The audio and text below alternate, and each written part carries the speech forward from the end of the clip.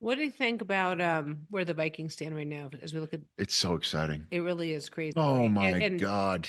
It's so exciting. I just love everything about it. And got a chance to be around the team for a couple of days in London in week 5.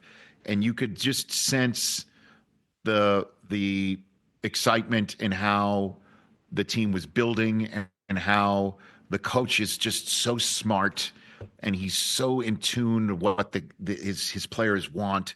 He knows exactly what buttons to push. But at the time, Darnold was still kind of feeling out the place. You'd only 5 starts. You won them all. Now you take a look at him. I mean, that video this week. I don't know if Mike Hoskins can call it up or not, but the video of Sam Darnold coming into the locker room after a career best. Look at that picture right there of him being hoisted on the shoulders of his teammates mhm. and him having this moment where they were Yeah. waiting for him, a career best 377 yards and sweeping the Packers and putting the Vikings in position to win the conference in the regular season. And this is a guy who we all know how he was drafted 2 spots behind Baker Mayfield and now being in a position with the Vikings to do what Baker Mayfield did, which is to use a situation where the Bucks needed him after Tom Brady retired and they made that opportunity for a team that was ready made for the playoffs. He stepped in and he took them to the playoffs and got a big fat contract for him and his family. And now Darnold is in that position. And the crazy thing is that they were drafted 2 spots apart. They were teammates in Carolina when they were both dealing with the Uh-huh. vagaries of being in the wrong spots after being drafted so high. And the fact that he is now in this spot, in this position for a Vikings team that went 5-0, lost 2 in a row in a span of 5 days, and then haven't lost since. And he's now feeling it. I can't wait for this last game. It's great, and they can win the Super Bowl. They can Rich, absolutely win this game and the Super Bowl. Rich, I got goosebumps listening to you share that because the thing I love about the Darnold story is this, and it's a message for kids everywhere. Heck, it's a message for adults too. Even if you fail in multiple opportunities, you can still succeed. And I stated that far more poorly than you just did, Rich. But the point is, Darnold didn't succeed in his first opportunities in the NFL, and he is succeeding like hell right now. And it's just a good message. You may not get it done in your first spot. You may not get it done in your second spot. You may not get it done in your third spot. That doesn't mean you can't get it done. I love the Sam Darnold story. And by the way, Suzy, we had Jamie Erdahl on. Guess what? Minnesota has not lost since she rang that bell that I can't pronounce the name, whatever it's called. Remember, The she went and, Jollerhorn. The Jollerhorn. yeah, It's not a bell. that. You actually, you blow the Jollerhorn. Yeah, Okay. and if So anybody wants to go back and listen to that, it was a great episode with Jamie They Erdahl. have not, yeah, go back and listen. Jamie Erdahl is terrific. Just ask the Vikings. They haven't lost since she, excuse me, didn't ring a bell, blew a horn. yes, yes.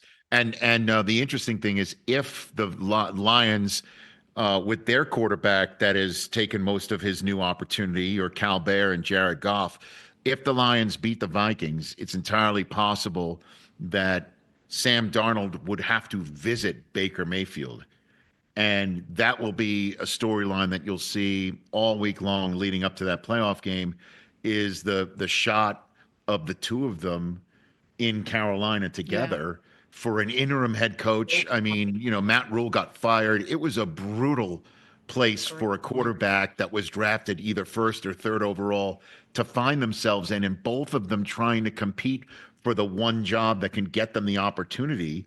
And Baker wound up having to go to Los Angeles. The Rams had him there for a brief bit. If you remember, that was that game where on a Thursday night, he showed up on a Wednesday, got in the playbook, and actually won a football game, and then wound to Tampa. And look at him now.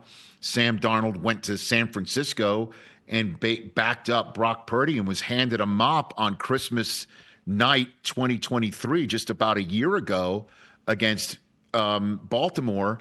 And he performed well enough that I think he put himself on a radar screen in some places. And look at him now which is, again, I don't know where you guys want to go next in this conversation, which is why when you're looking at the playoff possibilities for this week and, well, Denver's taking on the backups of Kansas City, I guarantee you Carson Wentz is looking at what Baker Mayfield has done and what Sam Darnold has done. And Carson Wentz is like, I am going to beat the Denver Broncos and show everybody and put it on film. Yeah. I can be next. No doubt. I mean, so much of this season is this. It's the conversation is either how well these rookies are playing and surprising people by how great they look and how poised they look, and some of these newly resurgent quarterbacks that are in their third, fourth spot that are trying to make a name for themselves yet again. Yeah, and Lamar Jackson going for his third MVP, and Josh Allen trying to get his first MVP. And when it all comes down to it, Mahomes might just say, I'm still here. Like great storylines, everybody, but here's my third one in a row. Like it's crazy. Suzy and Rich, I'm glad you mentioned Darnold and Mayfield, and I'm going to touch back on that for a minute. The reason those storylines resonate with me the way they do, and I don't know that I've shared this with you, maybe I have. My sixth grade teacher told my mom that, yeah, your older two children are very, very smart. This one, meaning me, is not. And he told my mom that I would never get into college. So it resonates with me when people who either don't succeed initially or are told you're never going to succeed do. So I'm thrilled for Sam. I'm thrilled for Baker. And if my sixth grade teacher was still alive, which I'm sure he's not, yeah, I got into college. Check out new episodes of What the Football with Suzy Shuster and Amy Trask every Tuesday. Watch us on the Rich Eisen Show YouTube page or follow and listen wherever you get your podcasts.